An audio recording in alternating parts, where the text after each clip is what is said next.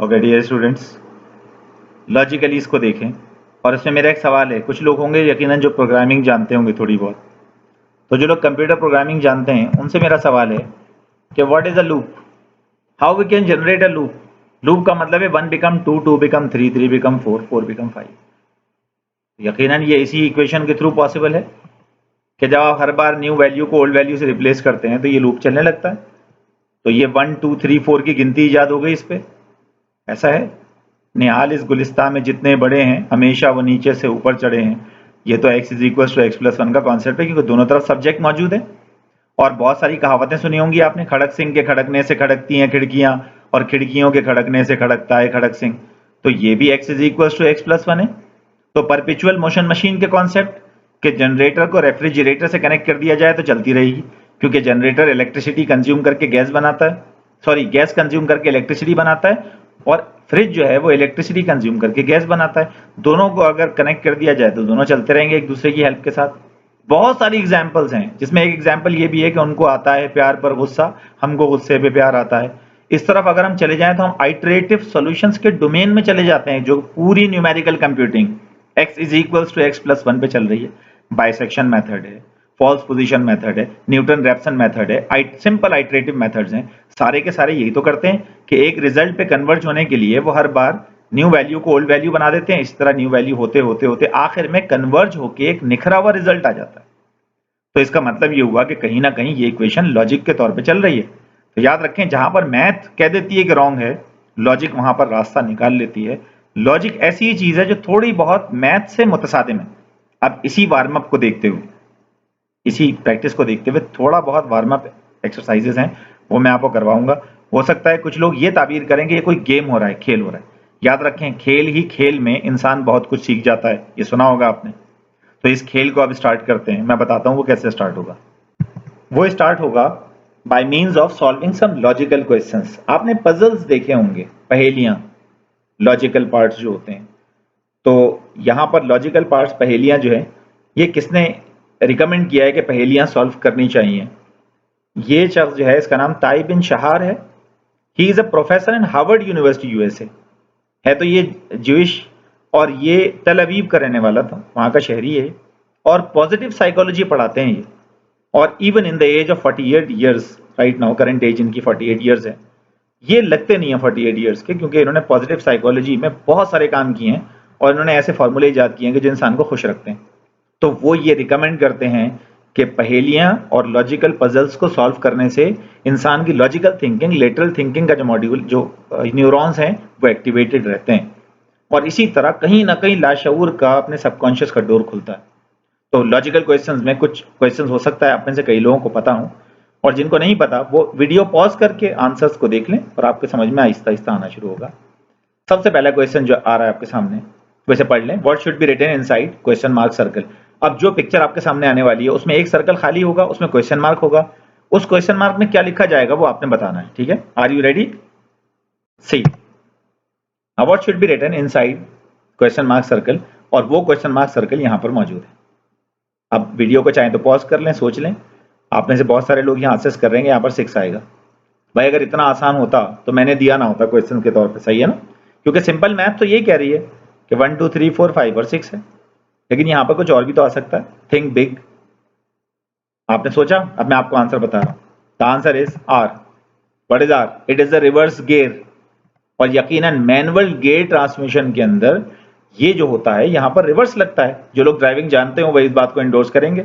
और जिन लोगों को ये पजल पहले से नहीं पता था, उन्हें एक हल्का सा शॉक लगता है कि यार ये क्या हुआ, इस तरह तो हमने सोचा ही नहीं था।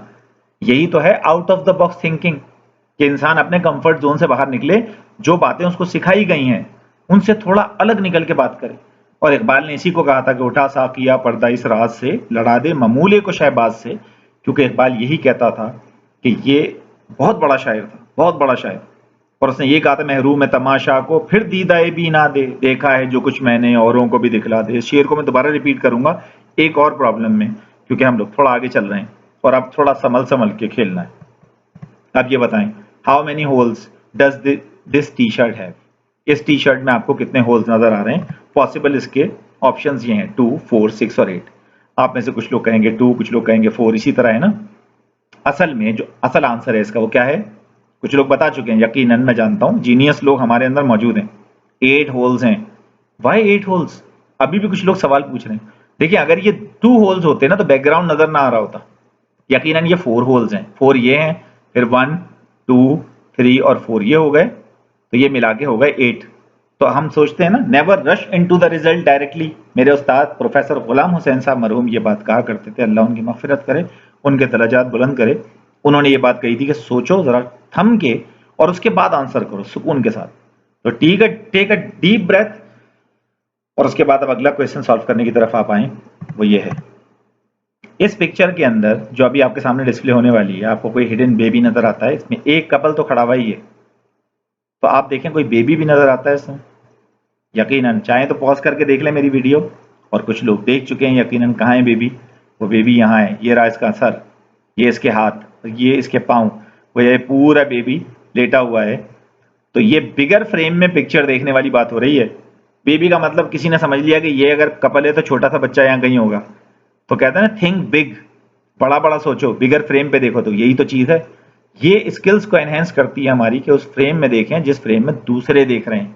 वही इकबाल ने जो कहा था, मैं रूह में तमाशा को फिर दीदाए बीना दे, ये वही तो है दीदाए बीना, कि इसमें चीजें हम देखने के काबिल हो जाते हैं। अब इसके बाद फर्दर अगर हम आगे चलें, एक सवाल और है, इस सिंपल पजल का आंसर कर दें। मैच स्टिक्स से, सपोज माचिस की तीलियों से ये एक इक्वेशन बनाई गई है। Obviously this equation is wrong. 6 + 4 isn't equals to 4. You are allowed to move only one stick to make this answer correct. अब वीडियो पॉज करके आप आंसर करेक्ट कर लें अपना, और अब मैं आपको बता रहा हूं इसमें पॉसिबल आंसर क्या है जो लोगों ने बताए होंगे। इन्होंने कहा, एक ने मशवरा दिया कि ये जो ग्रीन स्टिक है इसको आप सीधा कर दें, तो ये हो जाएगा 0 + 4 = 4। करेक्ट, बिल्कुल सही है। इसके अलावा कुछ ये बताते हैं कि अगर ये ब्लू कलर की स्टिक हटा के इस 4 के ऊपर लगा दी जाए तो ये हो जाएगा 9, तो हो जाएगा 5 + 4 = 9। बिल्कुल करेक्ट, ये भी ठीक है।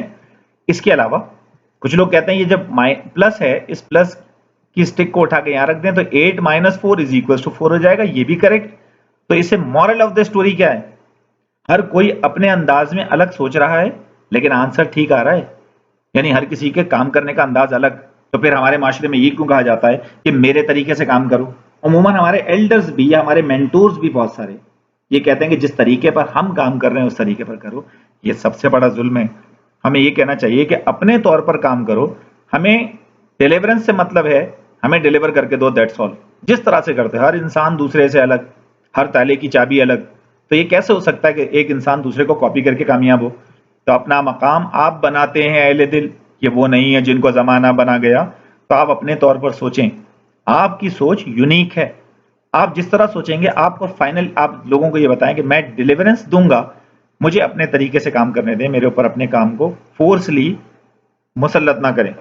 अब अगर हम अगले स्टेप पे जाएं, एक क्वेश्चन और दे रहा हूं, इट इज अ मेज और अ हेज। अब ये मेज बड़ी सिंपल सी है, देखिए यहाँ इस मेज पे अगर कोई, मैं इस स्टेज पे पूछूं कि आप में से कितने लोग जो गोल तक पहुंच जाएंगे, तो आप लोग हंसेंगे, कहेंगे ये तो कोई प्रॉब्लम ही नहीं है सर। ठीक है ना, यहाँ से हम दाखिल होंगे, यहाँ से मुड़े हम खब्बे पास हूँ, यहाँ से मुड़े खब्बे पास हूँ, पहुंच गए, ये तो मसला ही कोई नहीं है। बल्कि हम तो आगे से भी जाके आ सकते हैं, बल्कि और भी आगे से जाके आ सकते हैं।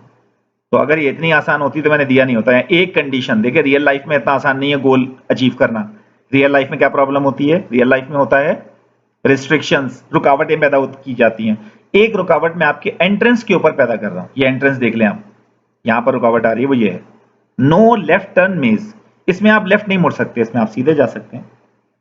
इसमें आप राइट मुड़ सकते हैं, लेकिन इसमें आप लेफ्ट नहीं मुड़ सकते। तो जरा वीडियो पॉज करके ट्राई करें गोल तक पहुंचने की। यकीनन कुछ लोग पहुंच चुके होंगे। अब मैं आपको गाइड कर दूं, राइट साइड पे मुड़ना है ना, this is right, this is right, this is right. अब यहां पर एक चांस मांग रहे होंगे लोग, या एक चांस दे दें एक बार लेफ्ट होने का। बिल्कुल नहीं, दुनिया का एक रूल इज रूल, चले आगे निकले। उसके बाद यहां पहुंच गए दोबारा। अब तो दुनिया चाह रही है कि हम घूमते रहें, लेकिन यहाँ हिम्मत नहीं हारनी है, घबराना नहीं है। अब अगर हम यहाँ से आगे चलें, हमें राइट ही मुड़ना है ना, तो हम डिफरेंट राइट ट्राई करते हैं। राइट ही मुड़ना है तो हम पहले से गुजरे हुए रास्तों पे क्यों जाएं? और इस तरह से हम इस चैनल में पहुंचे, finally we have achieve the goal. इसका मतलब हिम्मत नहीं हारनी है, जो हिम्मत हार देता है वो हार जाता है। नेक्स्ट वीडियो में मिलते हैं।